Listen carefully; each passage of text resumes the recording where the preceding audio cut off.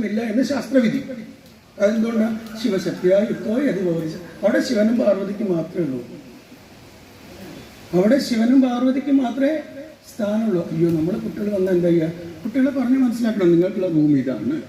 നമുക്ക് കോമൺ ആയിട്ട് ഡിസ്കസ് ചെയ്യേണ്ട സ്ഥലം ഡ്രോയിങ് റൂമോ അല്ലെങ്കിൽ സിറ്റ് ഔട്ടാണ്. അപ്പോൾ you are coming to my room വരണ്ട. അവിടെ നമ്മൾ പ്ലാനിങ് ആണ്. കുടുംബത്തിൻ്റെ പ്ലാനിങ് മുഴുവൻ കുട്ടികൾ കേട്ട് കഴിഞ്ഞാൽ കുട്ടികൾ ശരിയാവില്ല. ശരിയല്ലേ? നാളെ നമ്മൾ ചെയ്യണം. എൻ്റെ അച്ഛനും അമ്മേനെ അടുത്താണ് പഠിച്ചിരുന്നത്. രാവിലെ ഞാൻ പഠിക്കാൻ ഇരിക്കുന്ന സമയത്ത് അച്ഛനും അമ്മയും കട്ടൻ കാപ്പി ഇങ്ങനെ ഉണ്ടാക്കിയിട്ട് അമ്മ ഇങ്ങനെ ഓരോ പറയും, നാളെ കുട്ടിന് ഫീസ് അടയ്ക്കേണ്ട എത്രയാ സമയം അവിടെ ഇല്ല.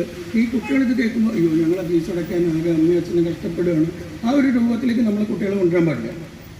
നമ്മുടെ റൂമിൽ, അതായത് ബെഡ്റൂമിൽ, മാസ്റ്റർ ബെഡ്റൂം എന്നല്ല ഇപ്പോൾ പറയുക, അവിടെ അച്ഛനും അമ്മയും ശിവശക്തി രാമനും സീതയ്ക്കും മാത്രമേ ഇപ്പം ലക്ഷ്മണരേഖ വെക്കണം. അപ്പം നമ്മൾ ലക്ഷ്മണനുമായി വേണ്ട. അങ്ങനെ പോകണം. നമ്മുടെ കുടുംബജീവിതത്തെ ശിഥിലമാക്കുന്ന ശക്തികൾക്കൊരു ലക്ഷ്മണരേഖ അവിടെ വയ്ക്കുക. വേണ്ടാത്തൊരു വരണ്ട. അയ്യോ, അയാളോട് എങ്ങനെയാണ് പറയണം. പറയേണ്ട സമയത്ത് പറഞ്ഞില്ലെങ്കിൽ നിങ്ങളുടെ കുടുംബം ഗോവിന്ദരാധ. മൂന്നായില്ലേ? അടുത്ത ആളാകണം ഭരതസ്വാമി. എന്തായിരുന്നു? പാതുകങ്ങൾ പൂജിച്ചു വാഴുന്ന ശ്രീഭരതൻ. നമ്മുടെ ആൻസിസ്റ്റേഴ്സ്, നമ്മളെ പൂർവികർ കൊണ്ടുവച്ചൊരു അഡ്യത്വമുണ്ട്, ഒരു സ്ത്രീത്വമുണ്ട്. അനുസന്ധാനം ചെയ്തു വരുന്ന പൂർവികരുടെ പാദങ്ങൾ നമ്മൾ സേവിക്കാൻ ഭരതനാവണം. മനസ്സിലാവുണ്ടോ? മാത്രമല്ല സംഗമേശനാണ്. കുടുംബത്തിലെ എല്ലാവരെയും ചേർത്ത് കൂട്ടിപ്പിടിക്കേണ്ട ആളാരാണ്? സംഗമേശൻ. അപ്പം നമ്മൾ നാലാളായി. അടുത്ത ആളാരാണ്? ശത്രുഘ്ന സ്വാമി. അദ്ദേഹത്തിൻ്റെ പണി എന്താ?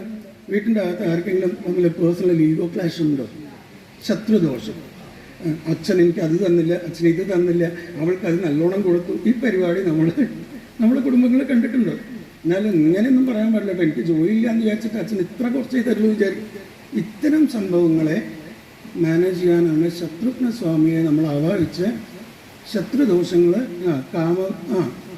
ഈക്വാലിറ്റിയാണ്. നമ്മുടെ വീട്ടിൽ കയ്യിലെ കൈപ്പത്തി പോലെ എല്ലാവർക്കും തുല്യനിധി, ആരോടും പ്രീണനമില്ല. ഇതാണ് രാമായണത്തിൻ്റെ പ്രായോഗിക വശം. ഈ 5 ഉണ്ടായാൽ എന്ത് വേണം? നമ്മൾ മുന്നോട്ട് പോകണമെങ്കിൽ നമുക്ക് ശ്വാസനിശ്വാസങ്ങൾ കറക്റ്റായിരിക്കണം, ഭക്തനായിരിക്കണം. ഞാൻ ചെയ്യുന്നതൊക്കെ ശരിയോ തെറ്റോ എന്ന് നമുക്കൊരു ഭയം ഉണ്ടാവണം.